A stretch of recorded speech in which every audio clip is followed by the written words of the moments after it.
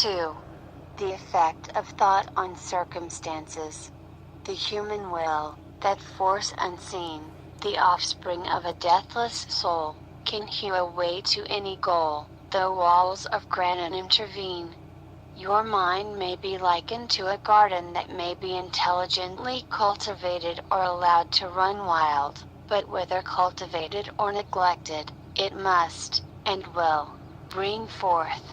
If no useful seeds are put into it, then an abundance of useless weed seeds will fall therein, and will continue to produce their kind.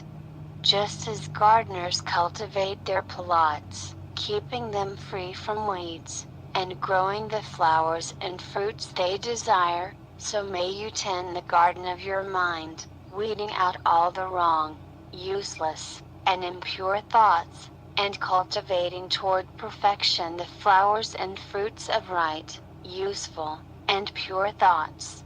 By pursuing this process, you will sooner or later discover that you are the master gardener of your soul, the director of your life. You also reveal, within yourself, the laws of thought, and understand, with ever-increasing accuracy, how the forces of thought and elements of the mind operate in the shaping of your character, circumstances, and destiny. Thought and character are one, and as character can only manifest and discover itself through environment and circumstance, the outer conditions of your life will always be found to be harmoniously related to your inner state. This does not mean that your circumstances at any given time are an indication of your entire character, but that those circumstances are so intimately connected with some vital element of your thought that, for the time being, they are indispensable to your development. You are where you are by the law of your being. The thoughts that you have built into your character have brought you there, and in the arrangement of your life there is no element of chance, but all is the result of a law that cannot err. This is just as true of those who feel out of harmony with their surroundings as of those who are contented with them. As a progressive and evolving being, you are where you are in order to learn and to grow, and as you learn the spiritual lesson that any circumstance contains for you, it passes away and gives place to other circumstances.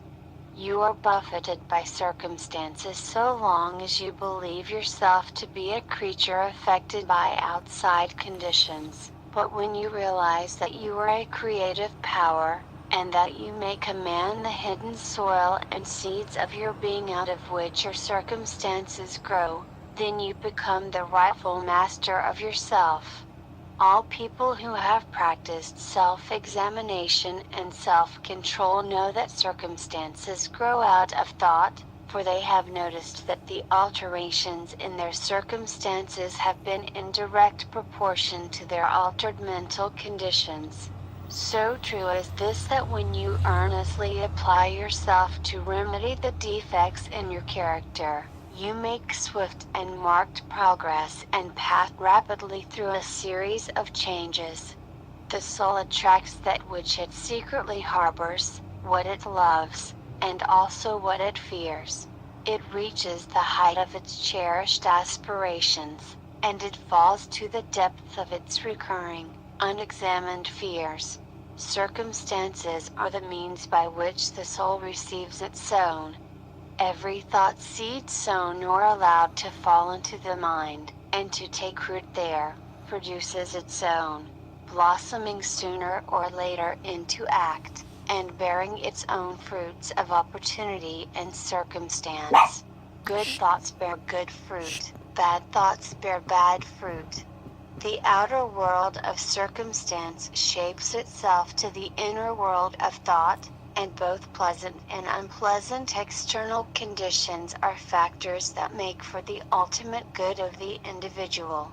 As the reaper of your own harvest, you learn both by suffering and bliss. Following the innermost desires, aspirations, thoughts, by which you allow yourself to be dominated, you at last arrive at their fruition and fulfillment in the outer conditions of your life. The laws of growth and adjustment apply everywhere.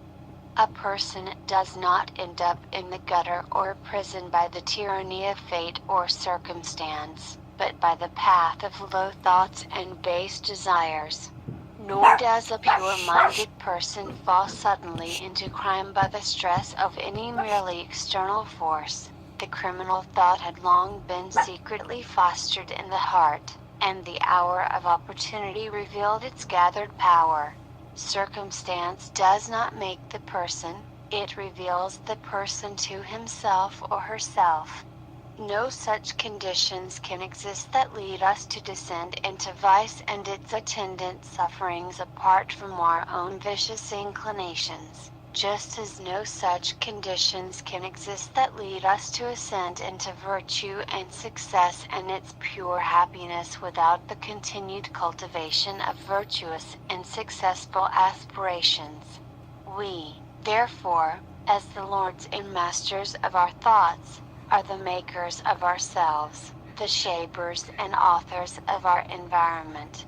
At birth the soul comes to its own, and through every step of its earthly pilgrimage it attracts those combinations of conditions that reveal itself, that are the reflections of its own purity and impurity, its strength and weakness. We do not attract what we want, but what we are. Our whims, fancies, and ambitions are thwarted at every step, but our innermost thoughts and desires are fed with their own food, be it good or bad. The divinity that shapes our ends is in ourselves, it is our very self.